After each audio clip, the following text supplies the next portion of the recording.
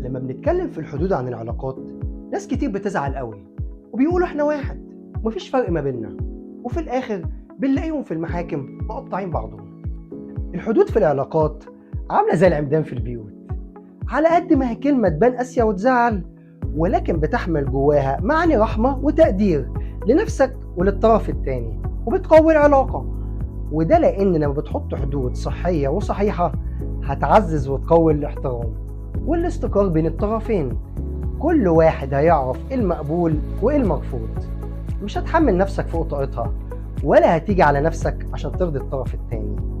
والتوتر والقلق هيقل جدا، وده هيجنبنا الصدمات ويعزز الثقة ما بيننا ويزود القبول ويعلي السعادة.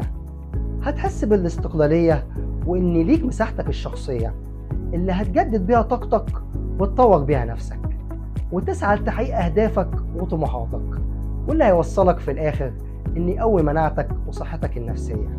يومكم جميل. لما بنتكلم في الحدود عن العلاقات، ناس كتير بتزعل قوي وبيقولوا احنا واحد ومفيش فرق ما بيننا، وفي الآخر بنلاقيهم في المحاكم مقطعين بعضهم. الحدود في العلاقات عاملة زي العمدان في البيوت، على قد ما هي كلمة تبان قاسية وتزعل، ولكن بتحمل جواها معاني رحمة وتقدير لنفسك وللطرف التاني، وبتقوي العلاقة. وده لأن لما بتحط حدود صحية وصحيحة هتعزز وتقوي الاحترام والاستقرار بين الطرفين. كل واحد هيعرف ايه المقبول وايه المرفوض، مش هتحمل نفسك فوق طاقتها ولا هتيجي على نفسك عشان ترضي الطرف التاني.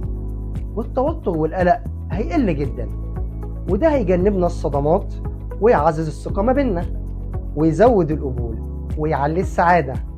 هتحس بالاستقلالية وإن ليك مساحتك الشخصية اللي هتجدد بيها طاقتك وتطور بيها نفسك وتسعى لتحقيق أهدافك وطموحاتك، واللي هيوصلك في الآخر إن يقوي مناعتك وصحتك النفسية.